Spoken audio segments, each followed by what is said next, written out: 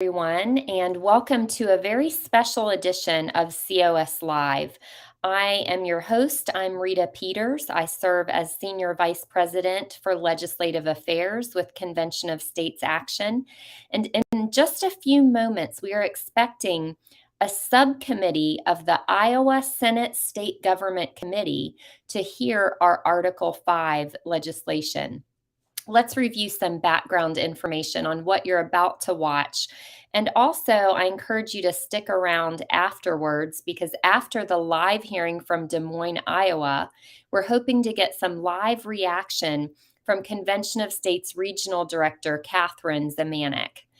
Now, 17 states have already passed our Article 5 resolution calling for a convention for proposing amendments to the U.S. Constitution on just three topics: fiscal restraints, term limits, and limits on the scope and size of the federal government. We are using the Constitution to save it, to propose amendments that will force the feds to abide by sane fiscal policy, restore constitutional limits, and send the swamp monsters home if they've been in DC for too long, right? Now, in addition to the 17 states that have already passed their applications, our resolution is being considered by another 20 states this year, including Iowa, which we're about to see. And remember, it takes 34 states to pass this resolution to trigger the amendment proposing convention. So how did we get here? Well, it all starts with we the people. The Convention of States Iowa volunteer team has been so busy building support across the state and in the legislature. Over 40,000 Iowans have signed the Convention of States petition asking their state legislators to vote yes for COS. That number has nearly doubled over the past year. And is it any wonder in light of what's going on in DC these days? Part of the reason for the huge increase in petition numbers in Iowa was due to a multi-day petition drive at the Iowa State Fair, where the team collected over 6,000 petitions just at that one event. And that is actually an all-time record for any COS team ever at a single event. So go Iowa.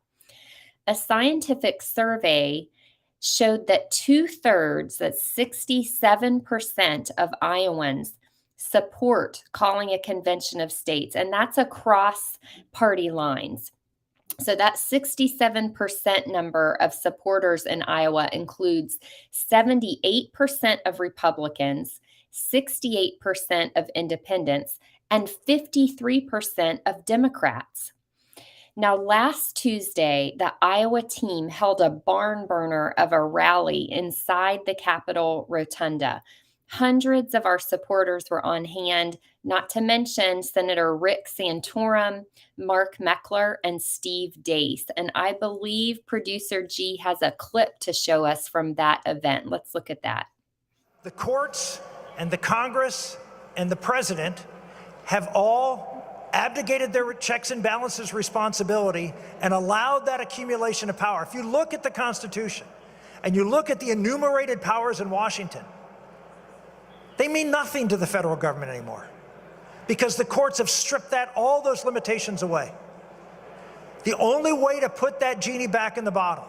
Washington is not going to fix Washington. Iowa has to fix Washington.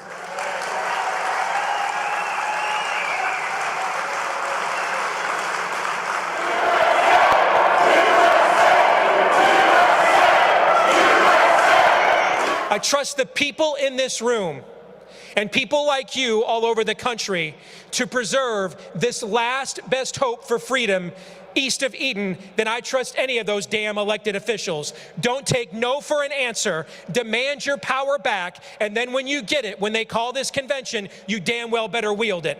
Thank you for your time.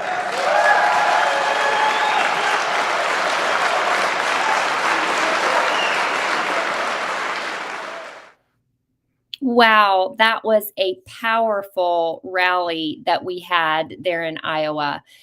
Now, if we have a successful vote today, the next step would be for our resolution to go to the full Senate State Government Committee for consideration.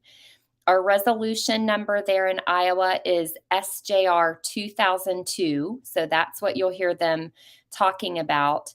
And what you're about to see will be a 3-person subcommittee hearing testimony and taking a vote, I expect, on our resolution there in Iowa. So it's pretty exciting.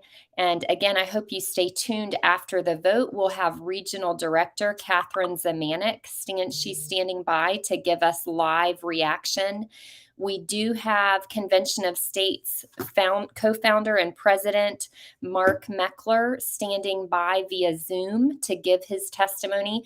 We just found out that this subcommittee hearing was happening early this morning. So Mark isn't there in person today, but he is standing by to give testimony via Zoom, as are, I believe, other grassroots supporters. And hopefully we'll have some grassroots supporters there in the crowd today in the committee room, even though, again, this was a very last minute announcement of this subcommittee hearing.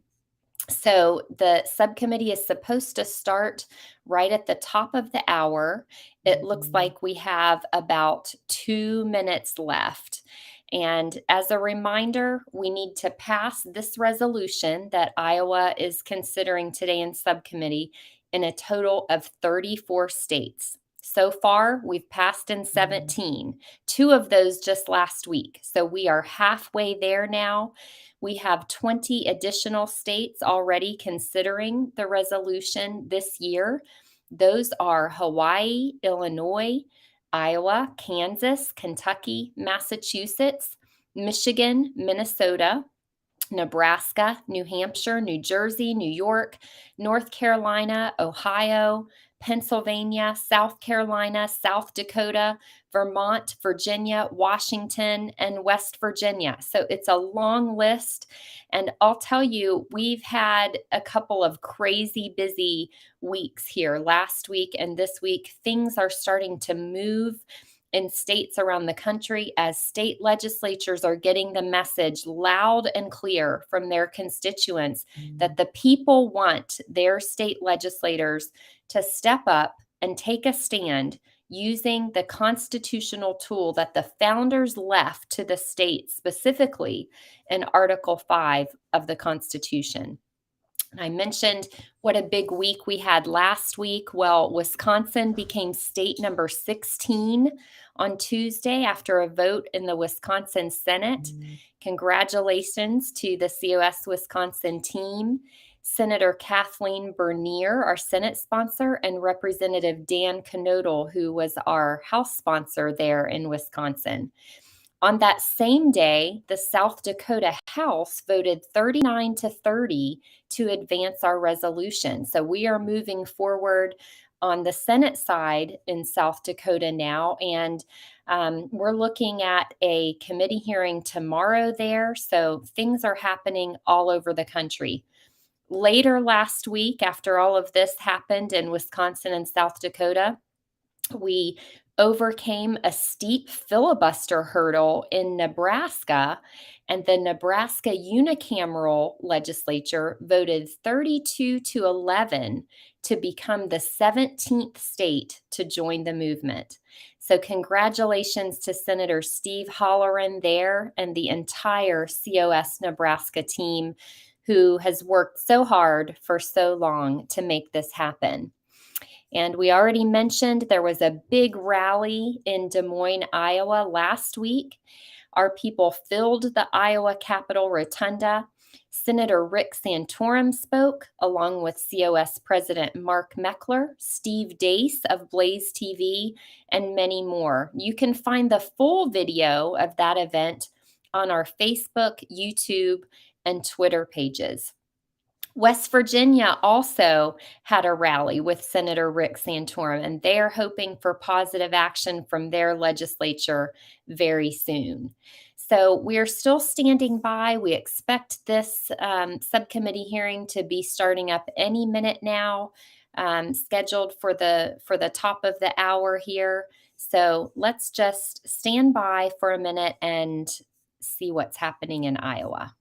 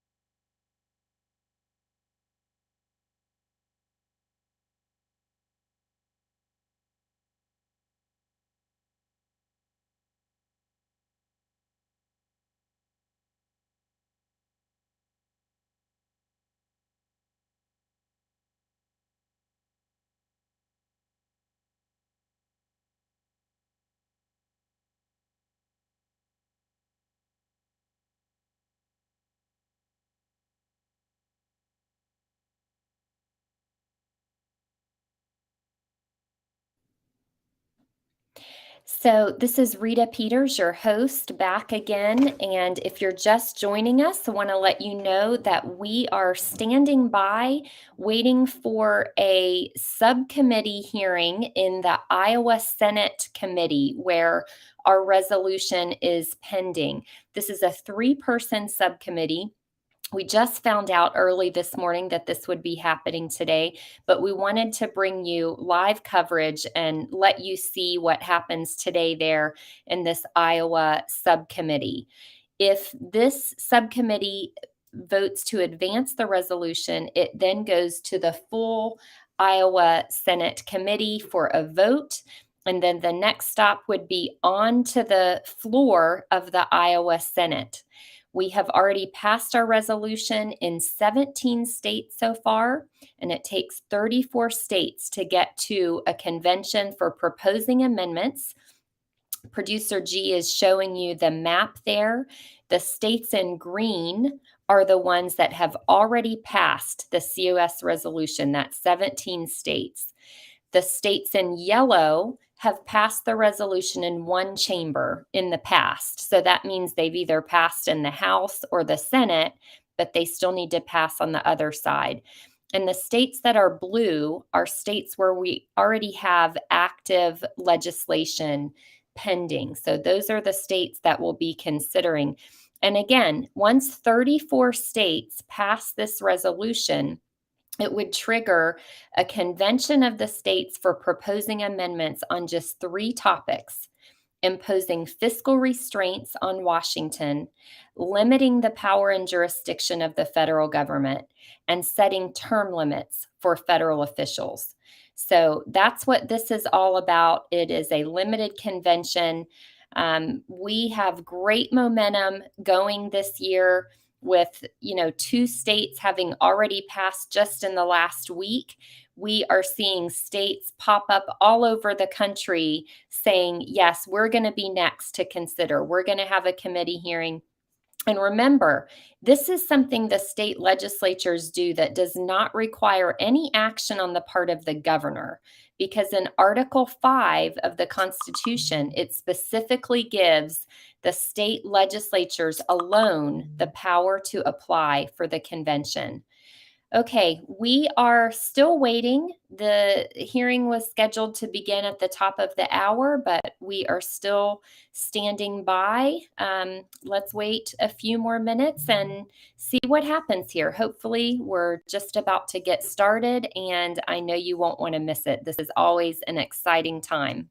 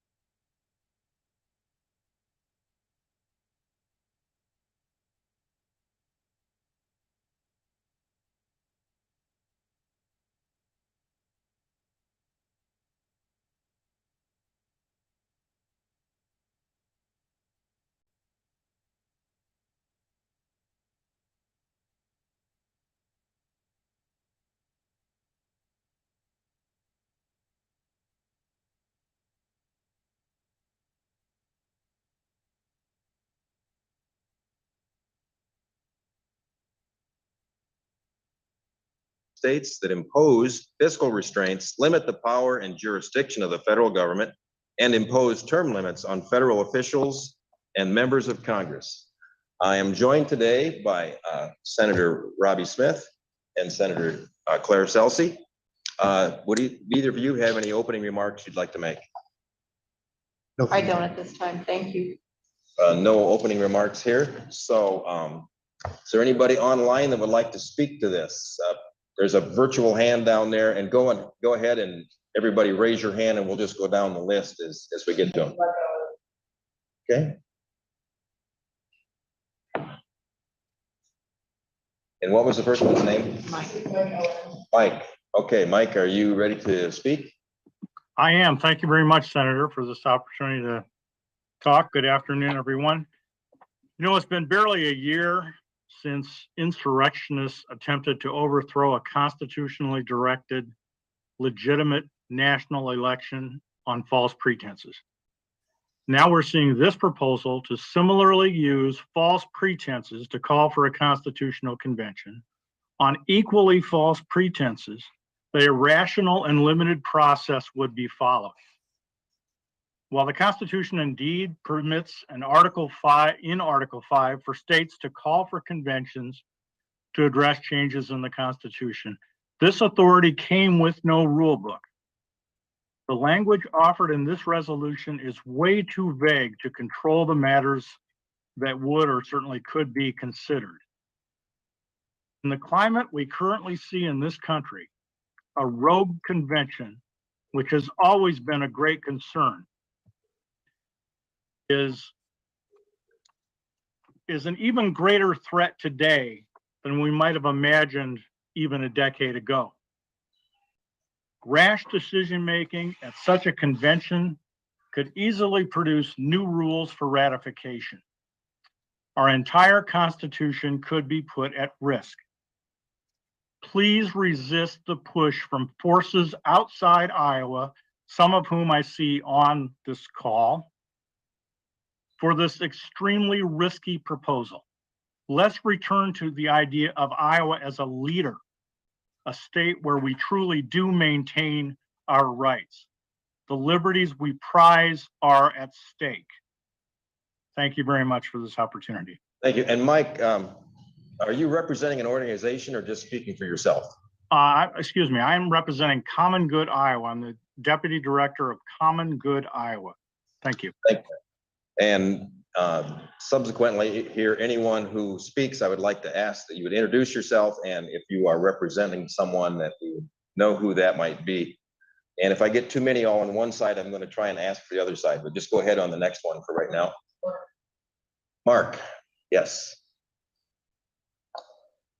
Mr. Meckler, are you unmuted there? I am unmuted. Thank you, Mr. Chairman, members of the committee. Thanks for the opportunity to testify today. My name is Mark Meckler. I am the president of Convention of States Action. We're the national group that is moving for a convention of states. I first want to address the things that were said immediately prior to me because the outrageous and baseless allegations that were made must be addressed. The idea that somehow this is an unfounded process is absolutely outrageous. Article 5 of the United States Constitution is contrary to what the gentleman stated in the United States Constitution. This is the process that the founders set forth for us to use when and if, as he said, Iowa wants to lead. The question is, will Iowa follow the federal government? Will Iowa be subservient to the federal government? Will Iowa allow the federal government to continue to control in one form or another 65% of its budget? Or will the legislature of Iowa join 17 other states that have already stepped up to say, enough is enough? The Iowa legislature will decide for Iowans. That's what we're asking you to do today. The idea that the process is unknown or somehow mysterious is also an abject lie. The reality is there's an entire legal treatise written on the process. Obviously, this gentleman's never read this book. It's called The Law of Article 5. It's written by the premier scholar in the United States of America on the subject of Article 5, Professor Rob Natelson. All the questions he might have could be answered if he would take the time to read the book. Courts have ruled on the process over 40 times in American history. We've had over 41 interstate conventions in American history, and all of them have operated on virtually the same set of rules. There's fear-mongering. There's certainly fear-mongering, not just there, but in all the states around the country by folks on the radical left who frankly don't like the idea that we can restrain the federal government. The federal government is out of control. The American public knows it. 80 to 85% of Americans are in favor of term limits. That's one of the aspects of this resolution. 80 to 85% of the American public are in favor of a balanced budget. That's one of the aspects of this resolution. And over 72% of Americans say that the federal government is out of control and does too much. This is a chance for the Iowa legislature, again, to stand and to say enough is enough. This has been polled widely in Iowa by the Trafalgar Group, which is the most accurate pollster in the United States of America, bar none. Robert Cahaley is the founder of Trafalgar, and over 2/3 of Iowans are in support of this measure.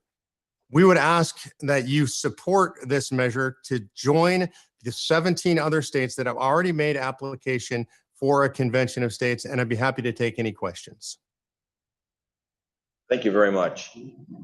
Please stay available. Do you have a question? Go ahead. Yes. Sir, hi, I'm Senator Sassy. I'm glad you're here from the national organization. I do have one question. Yes, ma'am. Many of the emails that I've received over the last couple of years have been from people whose names I did not recognize. And not that I know everyone who lives in my district, that's ridiculous, but I didn't recognize their name. And then when I tried to respond to their email, it bounced back as not a valid email address. So I had my clerk run through some of the emails and research it for me.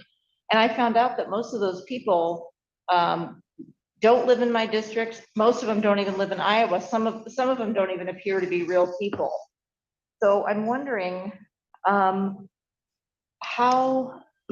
do I trust this process when the folks contacting me appear to be apparitions? Well, Senator, with all due respect, those are very serious allegations, and I would ask that you get with our state director and provide them with evidence of what you're saying. I'm not doubting your claims. I'm just saying our system is designed so that people come online, they fill out a petition, they're required to put in their name, their phone number, their email, and their address so that we can tie them to your district.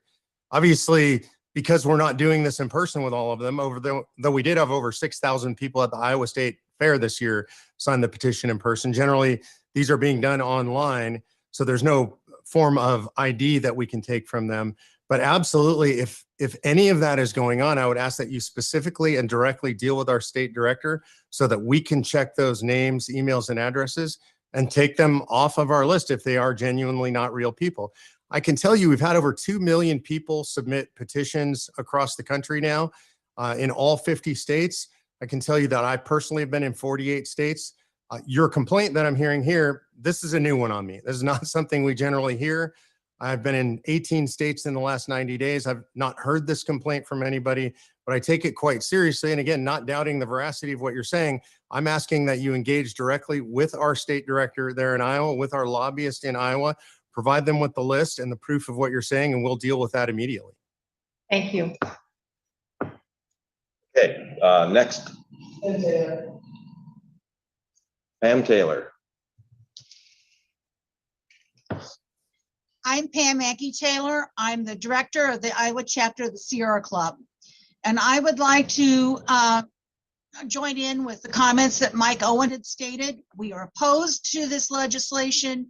We feel that the political climate across the country has been very negative, especially what happened January 6th a year ago. And we feel that it is unnecessary right now to pursue an Article 5 convention. And we urge you to oppose this. Thank you very much. Is there anybody else online that would like to speak? Don't see anyone. If you would raise your hand later, we'll come back to you, but we'll start going around the room here. We'll start. If you want to speak back here, please try and keep this fairly brief. We're getting late. I will try to keep it brief. My name is Catherine Peter, and I represent Valor, Iowa, and the Women of America of Iowa. We strongly oppose this legislation. In general, call for an Article 5 convention has many unknowns, very little actual oversight when we dive into the details, and it is ripe for corruption of power, money, and influence. There are a lot of deals made under this very dome with promises of money, power, and influence. Can you imagine on a national scale what those influences would look like? If you think it's not possible, then people are either not paying attention or they're part of the problem. Also, with a convention, there's no guarantee what Iowa wants will happen. I know proponents of the convention will say there can't be a runaway convention. but you have no guarantee there won't be. You have no guarantees rules won't change, and even if rules aren't changed, Iowa could still get screwed if Iowa says no to something the other states vote against Iowa. This bill puts everything on the line on very shaky ground, not to mention everything in this bill that is looking to accomplish, the Iowa legislature can already do. For this bill directly, the bill is very vague about what it's specifically calling to address, which again, if you're going to mess with the Constitution, you better be very specific, which this bill fails to do. First, it calls for fiscal constraints on the federal government. I think we can all agree, given the national debt, that spending in Washington is out of control. But I am not sure how the magic word that, quote, placing fiscal constraint will stop it. You know how it is stopped? By electing people who care about being fiscally responsible. The authors of this bill want DC to be fiscally responsible, yet even an Iowa senator just voted for a $1.2 trillion infrastructure bill, and I have yet to hear members of this body call him out for his fiscal irresponsibility. But no members will go on supporting and touting his endorsement. If Iowa wanted to encourage the federal government to get its spending under control, how about checking into how much money Iowa receives from the federal government? Nope, we won't do that. We'll keep holding our hand for more and more money, leaving ourselves at the mercy of the federal government. Second, it says to limit the power and federal jurisdiction of the federal government. Again, a vague statement. Well, we can already do this. It's called nullification to the 10th Amendment. This legislature continues to refuse to rein in the emergency executive powers we have here, but yet we want to go after the Constitution. If we can't get our own state in order, how can we go after the federal level? Third, it calls for term limits. We already have term limits. It's called elections. As a voter, I should not be limited on who I can vote for. If I want to vote for a representative or senator until they're in their hundreds, because I think they're doing a good job and they're representing me and my state well, I should have the right to do so. Again, the irony, I know there are several senators and representatives who signed term limit pledges here, and I have yet to see elected officials follow through on those promises. Also, if you think the last few years of an elected official's term won't be up for the highest bidder when they don't have to worry about elections, you're kidding yourself. I understand people are frustrated, but the proposal of an Article 5 convention is like lighting a firework in your hand. Yes, it could be very cool, edgy, and maybe an enlightening experience, but more likely you will be severely injured, and the cool experience will end in tragedy. While the severely burnt here, things go south will be Iowans, and the tragedy will be our destroyed Constitution. Each one of you who are elected to represent the people of your district. What is sought to be accomplished in this bill can already be done. Please do not abdicate your duties by handing your responsibilities off to truly unelected and unaccountable individuals. I was already frustrated with unelected boards and 3-letter bureaucracies. We don't need any more. I ask for a no vote on this bill, and I ask you do not get caught up in the moment when our Constitution is on the line. Iowa can already say no to the federal government. Thank you. And I'd like to come back to you and we go back and forth a little bit. So who would like to go next? That would be in favor. In favor. Sure. I'm Karen Schuster. I'm from Ankeny, Iowa, and I am the state director for Convention States. I have been to many of the events where we have signed people up personally. The mic's right there. We have signed people up personally, and we have typing is at an I, an L, or so I understand that some of those emails probably have bounced back, and it's been our help. I will gladly work with you on that. So I don't want to focus on the problems with the federal government, because I know a lot of people in this room understand that that is a problem, and we're in agreement upon that problem. It is it's the people who believe in the Constitution agree on the problem. It's a solution that's in question, and how do we address it? The federal government has failed us, elections have failed us, and we must look to our Constitution. We must use what's been provided for this very circumstance. We've had 40,000 Iowans that have signed this petition, and they're asking our legislators to do something. At the Convention of States, we believe that our Constitution provides a safe and effective way to restore the balance of our republic. And yes, we must be diligent with it. But if you believe it, if you are in the camp that believes it to be a risk, then I ask you, has there ever been a time in history when restoring people from the tyranny has come without a risk? We cannot be afraid to act. We must do something. So we need to pass the Convention of States Article 5. Hey, Paul. Yeah, I'm Paul Dykstra, represent Valor as well. we're dividing this country further in trying to proceed with this bill. So I'd be against it, of course. The things that have happened, and again, experts, highly educated lawyers, everybody speaks about this. This country's just gone through tremendous turmoil with another man. His name is Fauci. And we've seen the results of it when something is going to be so deadly, and it's really not. We got to use some common sense on these things. We have to rein in Iowa. We're trying to secure our freedoms here yet, let alone the federal government. If we can take care of Iowa first with medical freedom, that's important. But to risk everything that's out there now, if you want to read the Declaration of Independence, it speaks about overthrowing government there, if it ever gets to that point. Article 5 is very vague. I just get afraid of the division that's going to cause, and there's no guaranteed outcome. Even in who selects delegates. There was a subcommittee meeting here earlier this week about how the delegates are going to be treated. There's no guarantee that Iowa has any choice in the delegates. There's no guarantees in any of this. And that's a problem with opening it up. We don't know how it will end up, and it's a great risk. We've got a constitution that's lasted 240 years. The country has survived. We need to rein in the spending, but we can't keep sitting here with our open hands like we did this year again. I didn't see one Republican sit down when the governor was handing out hundreds of thousands of dollars to teachers and law enforcement. The janitor stayed on the job. Every farmer stayed on his job. So what's the difference? We hand out federal money, and it's been going on for years. I've been a recipient of that in the agricultural program. Someone comes up with a great idea, it's federal money. Is it in their power to do that? Not really, but they do it. That's where it's got to be reined in. But we can't sit here with open hands and say, give me more, give me more, give me more. And that's what Iowa does. Tremendous amount of federal money comes into Iowa. If we were standing on our own 2 feet, it'd be a different story, but we're not. So who's going to say that's enough? Who's going to say that's enough?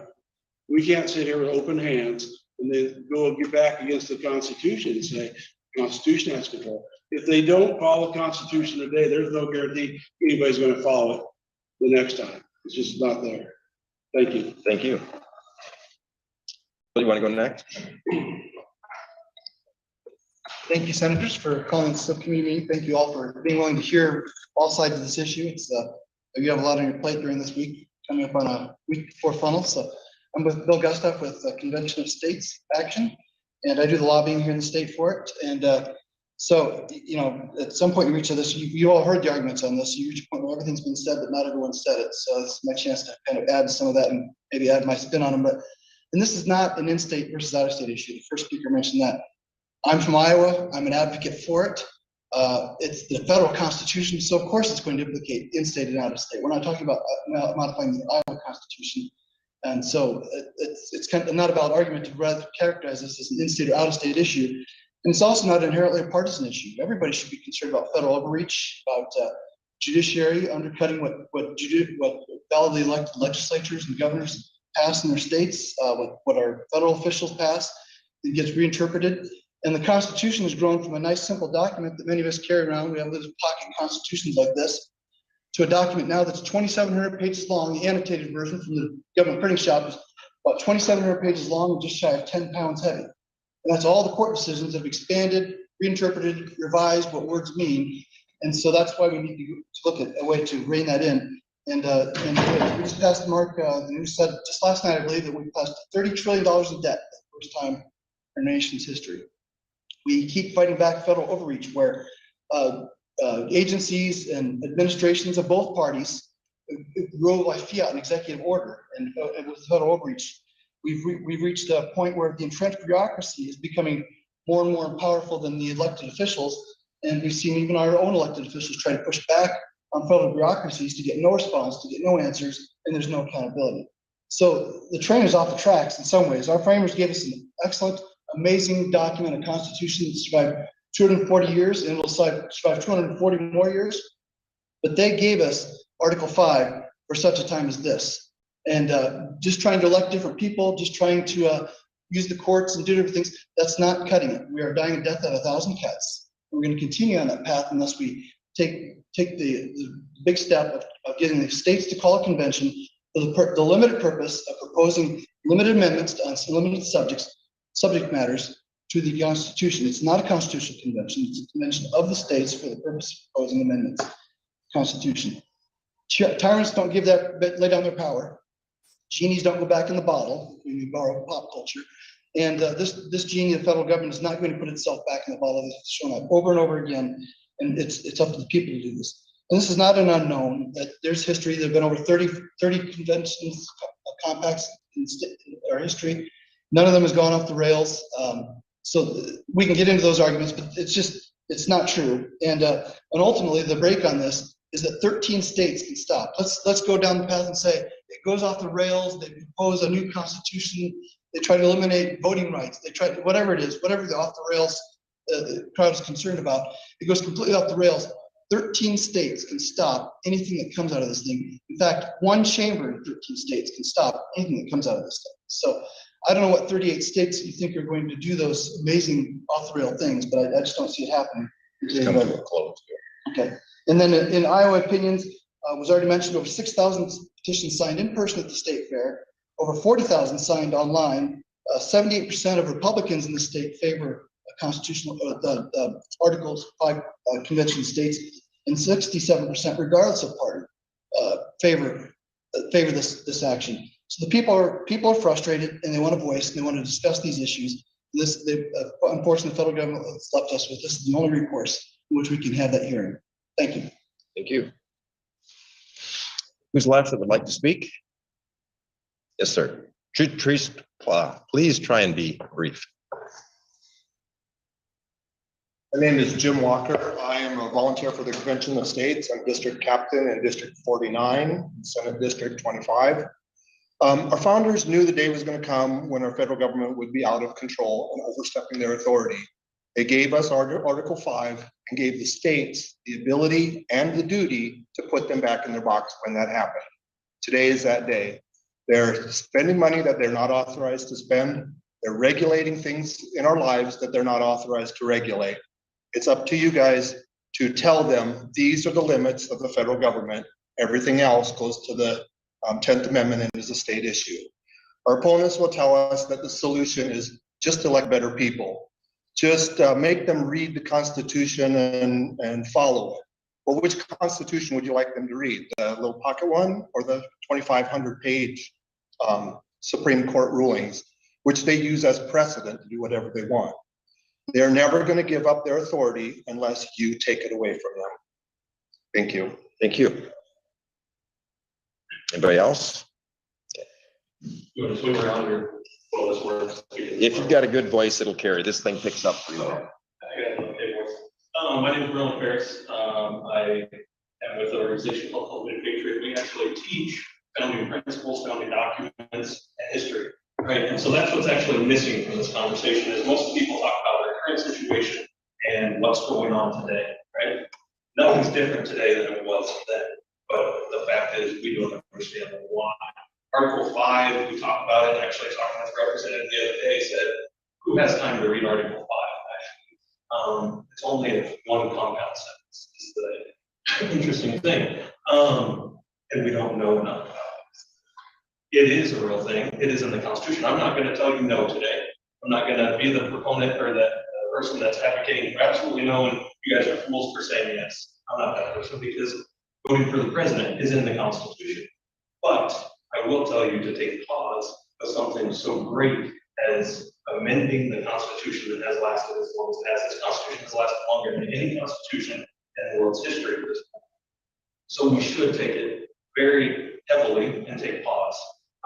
They've talked about other conventions that happened. Yes, but an Article 5 convention has never happened. I have a fun game. It's a card game. We could play it today, guys, but I'm going to tell you we'll make the rules later. I need you to give me your house, your car, your 401k, and everything is collateral before we start this game. That's what we need to think of when we think of an Article 5 convention. Rules today, but there is danger in pursuing further without a pause. The document is what's the problem is if we're wanting to amend it. The idea of amending the Constitution is saying the document is a problem. But today, I'm not going to argue with anybody that has said the government is overreaching its powers, fiscal irresponsibility, all sorts of problems. I won't argue with that. But the question is that the document that's the problem, or is that the people that we put in place that have overstepped their bounds that need to be brought in, and the voter can do that? There are times that the Article 5 should happen, but we have to ask, is today that time? You guys swore an oath to defend the Constitution of the United States. So you have to decide if willy-nilly electing people into a process that we have no clue how it's going to work is a great use of that oath. That makes sense. There's one other thing. We talked, there have been some people that talked about the numbers in Iowa. They talked about it here as well. The numbers in Iowa that are proposed for it. We're elected, we are a representative Republican, we're not a democracy. So I ask that you put that in the back of your mind, because you've been elected to represent the people. You swore an oath to defend the Constitution. You didn't take an oath to do whatever the people tell you in the greatest number. Thank you. Good point. Thank you. Has everyone spoken who wishes to speak? Nobody else online? Okay. Senator Salsi, you have any closing comments? I don't. Thank you, Senator. Okay. Senator Smith. Thank you, Mr. Chair.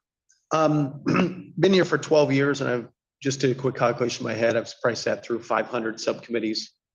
Not one time until today has the speaker accused us of not specifically, but underneath the Golden Dome promises of money and the highest bidder. That's felony. It's a felony in Iowa. That has never happened here in my 12 years. Not one time has anyone ever promised me money for vote or a highest bidder or anything like that. So I reject a speaker stating that that happens underneath this dome. So I wanted to start that off first. Second, when it comes to Article 5, we can defend the Constitution and take an oath, and we're following the Constitution by having the Article 5 convention. Article 5, Section 2, we are following it. And from some of the speakers, you would think that when they meet for this Article 5 convention, that they're actually changing the Constitution where they're meeting at. That doesn't happen. It's just a proposed amendment. Just like Article 5, Section 1, the House and Senate cannot change the Constitution. They can propose it, and then they send it back to the states to ratify it. Just like Article 5, Section 2, they meet and they propose the constitutional amendment, and then it's sent back to the states. The states have the ultimate power. And it was said earlier that 13 chambers can say no, or 13 chambers can just not even take up the proposed amendment, and it doesn't happen. It's amazing. I talked to a number of people that talk about how great the founding fathers were in writing this document, and they had great foresight, and I believe they did. And every word they put in there was great. All the articles. Article 5, Section 1, where it goes through the Senate and the House. Oh, that was great. You know what? When it came to Article 5, Section 2, those founding fathers had no idea what they were talking about. No idea. And that just does not add up. You cannot say they were some of the greatest writers that's ever lived and come up with a great document and just go, when it came to Article 5, Section 2, they just really didn't know what they were talking about. That just doesn't pass the smell test.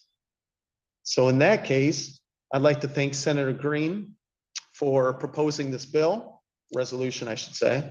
Thank you, Senator Guth, for managing it, and I look forward to signing it today. Thank you very much. And I am going to go ahead and recommend passage. And Senator Salsi, will you be signing today? I have a few things to look into before I consider signing. I'll put you down as a definite maybe then. That's right. Okay. Thank you. Very good. Thank you very much, everyone, for coming. And this subcommittee is adjourned.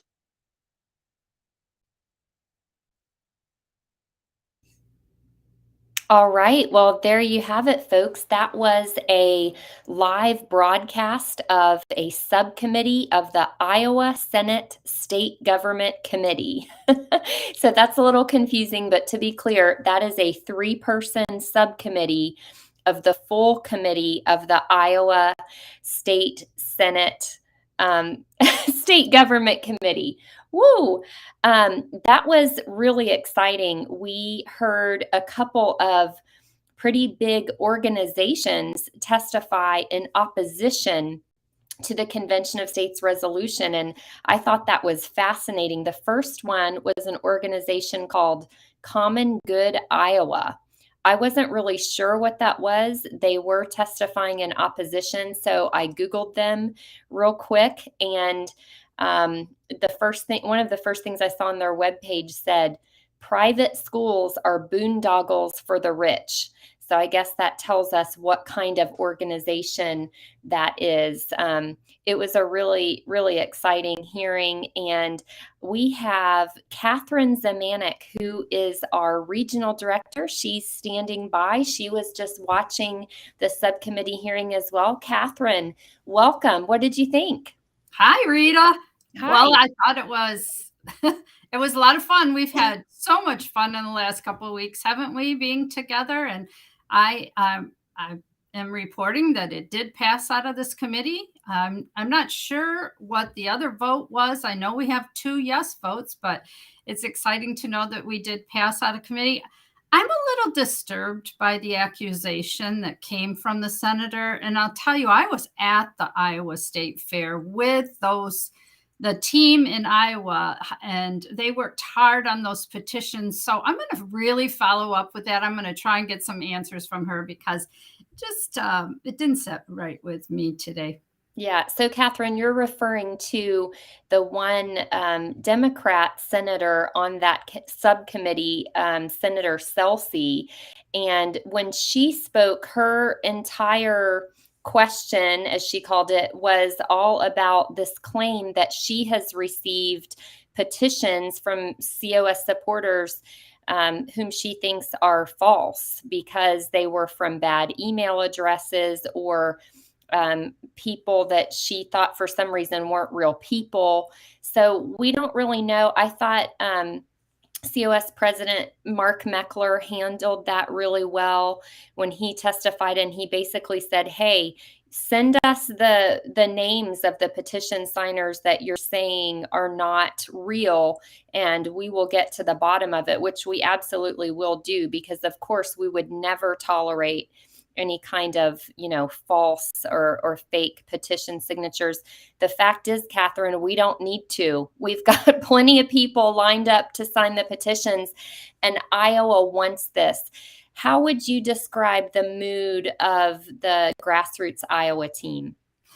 Well, they're very excited, after our rally where we had just a packed house there and we had such great speakers. And also, we had people who hadn't signed the petition who actually signed the petition the day of the rally. And we had people step up to be volunteers in Iowa. Our state director there, Karen Schuster, she is doing a great job. You heard her speak today.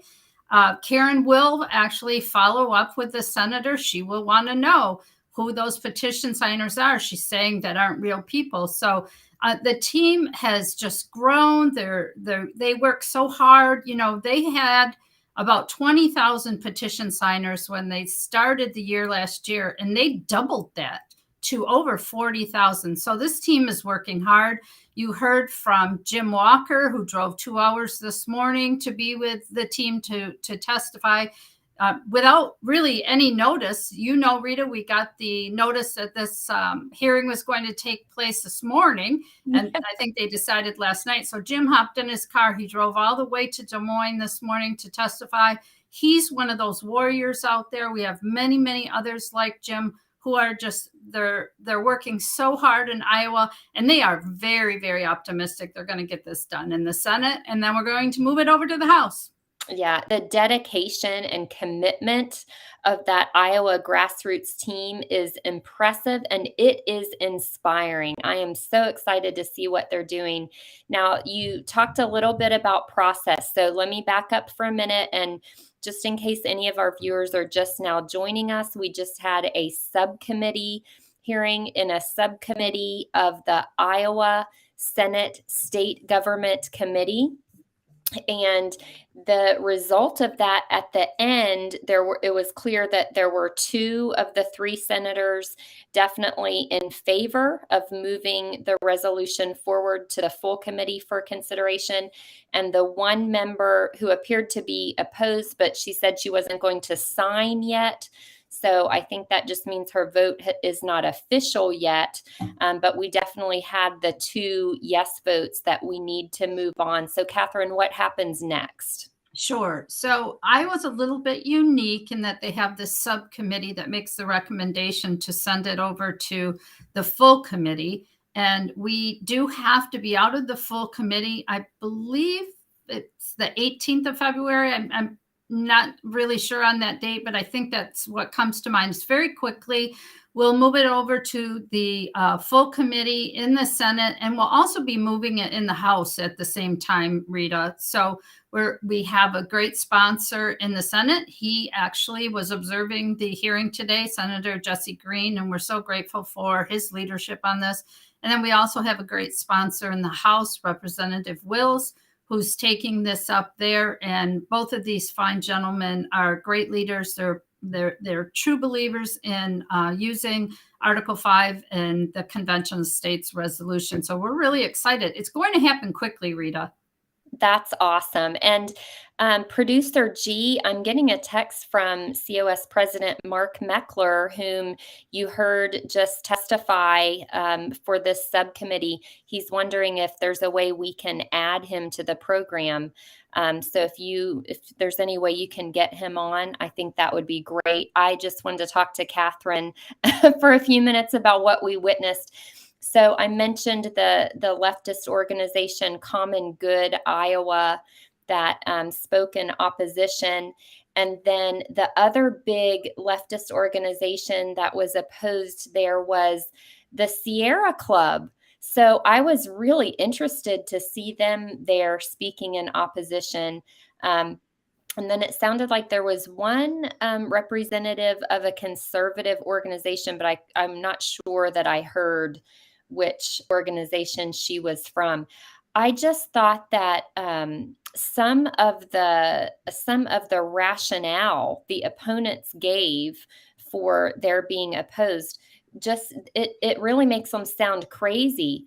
A couple of them talked about, or at least one of them said, the Declaration of Independence gives the people the power to abolish and overthrow the government. But how they are linking, they have no link between that language from the Declaration of Independence and Article 5 of the Constitution. It has nothing to do with that. Article 5 of the Constitution is about proposing amendments to the Constitution. And, I thought the one senator who spoke, he was just a real champion on behalf of the resolution. And we have President Mark Meckler with us now. So I'm going to pause right there and let's pitch it over to Mark. Mark, you gave great testimony. What did you think of the hearing? I thought it was a little odd, to be honest with you. And first of all, usually we know exactly what's going to happen when we go into a hearing. And I was actually slacking back and forth with Rita right before the hearing and said, so am I speaking? Am I answering questions? Is there an order? And she said, we really don't know. So for those of you who know me, I don't really mind that, but it was odd to go into a hearing and really have no idea what was going to happen. I thought that the kind of layup that I got at the very beginning with the guy who was just so out of control made it easy for me, and it allowed me to go on the offensive right away. We don't usually do that in a committee hearing. So I thought that was kind of helpful that he went first and gave us such an easy target. I think we should look at the kind of testimony that we're seeing against us. We're seeing the usual, right? Which is the John Birch Society it's a runaway convention. We don't really know the rules and all that stuff. That's normal. I expect that in every hearing. We know how to deal with that stuff. What we're seeing this year, we started to see it a couple of years ago before all the COVID breaks and we didn't do as much in the legislatures. We started to see the left really weigh in. And you saw this with the first guy. You saw the Sierra Club win, which is kind of humorous, right? I mean, what does the Sierra Club have to do with a convention of states? I thought they were about pine trees and clean air and water. I don't know. Kind of weird. What you're seeing is what I would describe as the intersectionality of the left. You guys have heard this term before. Basically, if you're a leftist, you have to be in on every leftist cause. So that's why you see all these groups cooperate. It's very weird to have the Sierra Club in on a convention of states, on the issue of convention of states. They're instructed to do so. Their funding requires that they do so.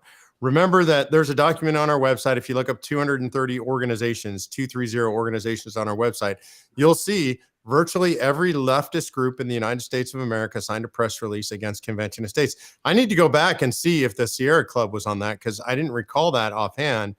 But they're joining Planned Parenthood, they're joining Code Pink, La Raza, MoveOn.org, and many others. And we're going to see more and more of this.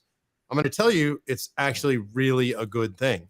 I like seeing these people in the legislatures because I like Republicans who are against us, the rare Republican, 1, 2, 3 Republicans who are against us, have to line up with the Sierra Club and with the radical leftist groups. And we get to ask them why they lined up with those groups. So I thought that was really the most interesting thing. Really proud of our state director, Karen Schuster. She's there. She's always articulate. She's an awesome leader. So I'm really excited about that. Catherine, you've done a great job helping to build a team there. I was pleased with it. And it looks like we've come out of the subcommittee and now on to the full committee. Yeah, it certainly looked like it with a 2-1 vote, we'll move on to the full state government committee in the Iowa Senate. And everyone should just stay tuned. We'll let you know when we find out when that next committee meeting will happen. Hopefully, we'll get a little more notice than we had today. Mark, I loved how in your testimony you held up the Law of Article 5, which is a scholarly book written, Catherine's holding it up there, written by Professor Rob Natelson. And, you know, it's not propaganda. It's just the facts and the law and the history surrounding Article 5. So it's a perfect way, I think, to respond. You know, all these people saying, well, we don't know how it would work. We don't know anything about it. Well, of course we do. So I love that you held up the book. And I love that you said, and I wrote down, I quote you, Mark, take the time to read the book if you don't know. It's that simple, right?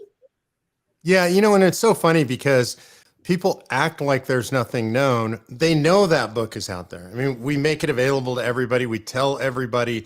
It's so disingenuous when they say we don't know. Read the book, say the book is wrong, say there's things that are mistaken in it, attack it directly if you can. I don't think it's vulnerable to attack, but the idea that we don't know anything is such a ridiculous piece of tripe. I'm tired of it. Honestly, if I sound a little bit frustrated, it's because we hear these same ridiculous arguments over and over again. The radical left now has talking points. I think the other thing that I found most interesting is January 6th. You know, we're going to, Levi liked it too, by the way. He's here.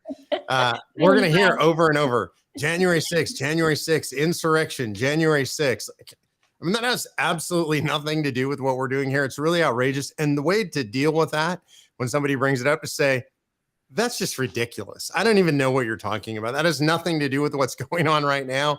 I know you're obsessed with January 6th. It's the day after January 5th. I'm glad you're so obsessed with it, but it has nothing to do with what's going on right now. And whatever you're saying, I don't even understand what it is, but it's ridiculous.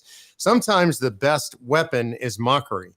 And when something they're saying is so ridiculous, and it is, comparing this to January 6th, just mock it and just say how ridiculous it is. Don't try to deal with it substantively. I think there's a temptation there. I mean, I could feel the temptation there to jump in about January 6th and to start getting into an argument about January 6th. Just avoid it. Just mock it. Say it's stupid. It has nothing to do with what we're doing.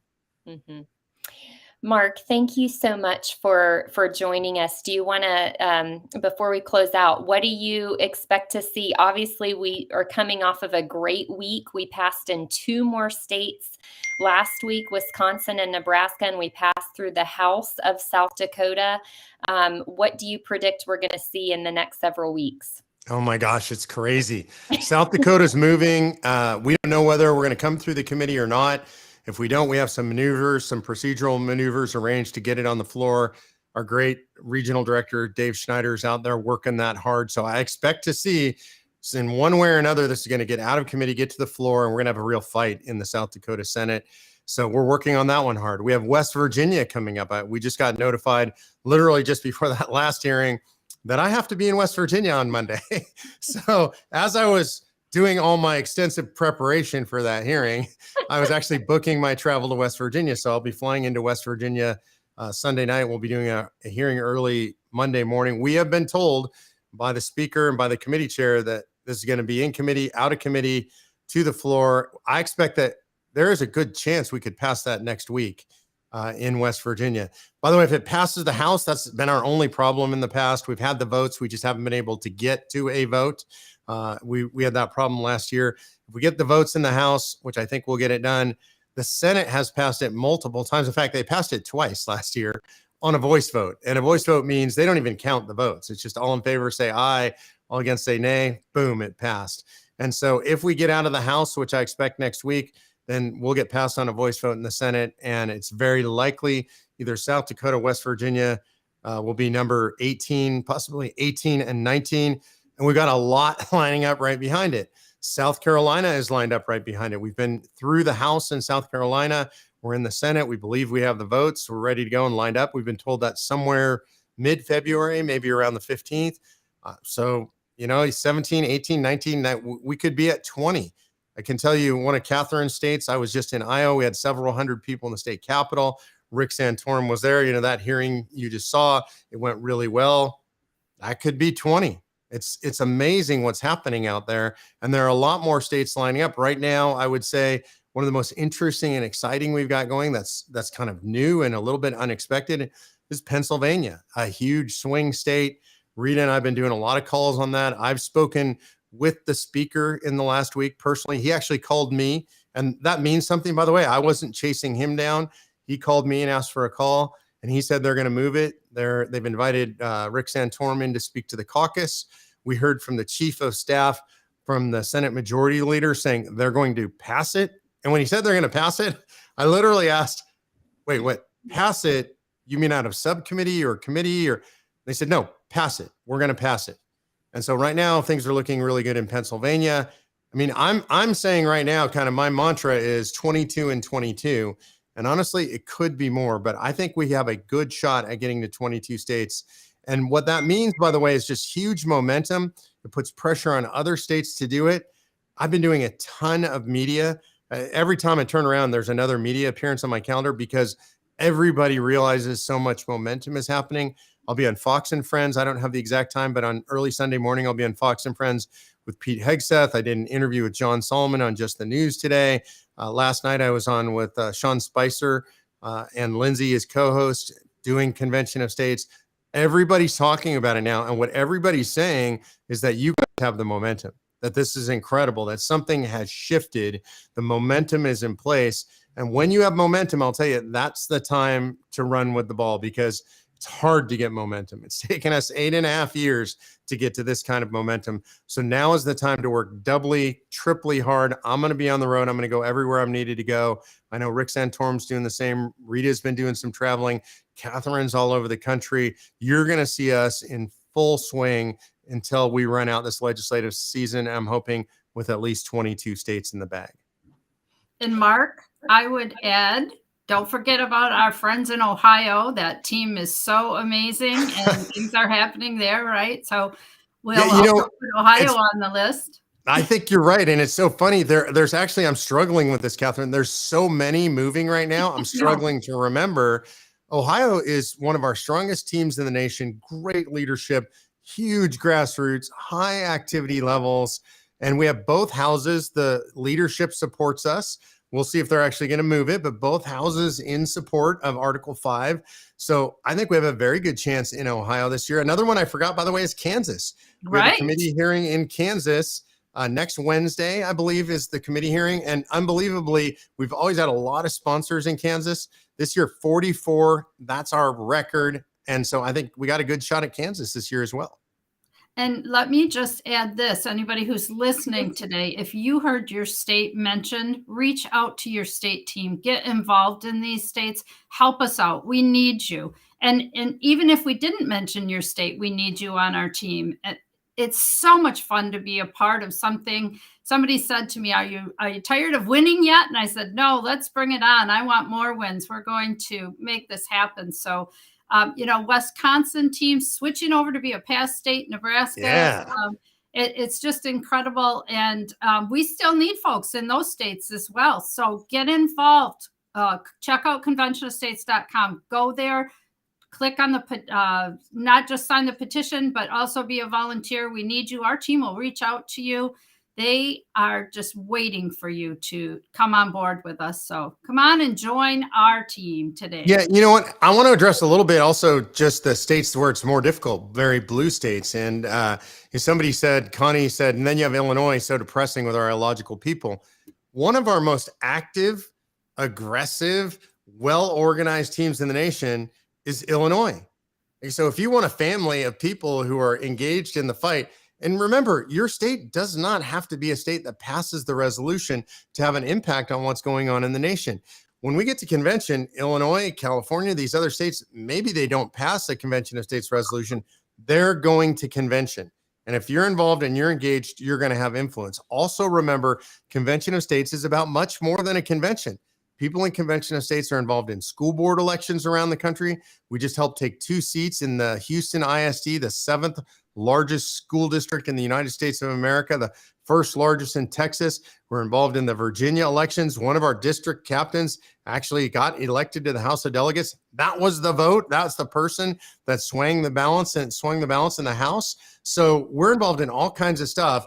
And whether you're in Illinois or California, or maybe you're in a past state now, Texas or Nebraska or Wisconsin, new past states, there's a lot of work to do. And there's a lot of fun to be had. Like, we love each other. Our families are really engaged in the process. I call them our families because they really are. We hang out together. We break bread together. We're in the fight together. You're needed whether you're in Illinois or California or Texas or anywhere else. Yes, let's give a big shout out to that Minnesota team also, who just did some amazing things the other night. I'm so blessed to be a part of this organization and to know all of these folks. And so if you haven't stepped up yet, you won't be sorry. The folks on the state teams they just warm your heart. They're out there giving hope to others. So yeah, and by the way, I think the Minnesota team, there's people in Minnesota that say we're going to flip that legislature this year. That's a divided legislature. Which house is Democrat right now? The House. The House is Democrat. It's pretty close. It is. And I know a lot of folks are out there. They're in the fight to flip that and make Minnesota a state really that's able to get across the finish line as well. So whatever this political situation in your state, do not give up hope. That's what your enemies want. They want you hopeless. They want you despondent. They want you to quit. We don't do that. We're happy warriors. It doesn't matter what state you're in. There are victories to be had and there's ground to be taken. Absolutely. So if you're watching and you haven't gotten engaged yet, the thing to do is go to conventionofstates.com, sign the petition first, but don't stop there. Click on that Take Action tab and sign up for a volunteer role, and then scroll down, click on your state flag, and it'll let you know what action is needed with your legislators right now. Mark, thank you so much for being here. Catherine, thank you. Mark, we enjoyed watching your testimony, and thanks for being a road warrior for us. Before we close, I have to show you something. Okay, this is important because this is the reality of doing hearings from home. This is the reality of doing television. I know I look all dressed up, right? Here we go. People always wonder. So here's the truth, right? Okay, this is what it actually looks like. So yeah, we got the cargo pants on, and of course the fuzzy slippers because it's very cold here in Austin today. So I just want you guys to see, it's, we dress up from the waist up because we have to, but I'm not putting on a whole suit to do a committee hearing like that. That's the joy of doing it from home. And on TV, I'm just going to tell you, if you ever watch like Sean Hannity, I've been on set with him. He's got jeans and tennis shoes on the bottom half. He's not putting on a whole suit either. So I just want you guys to see, it looks fancy, but it's really not. It's all an illusion. Well, it is a lot of fun though, Mark. Thank you so much for that real behind the curtains look, Mark. We're all glad we could witness that today. All right. Thanks, guys. Thanks, everyone.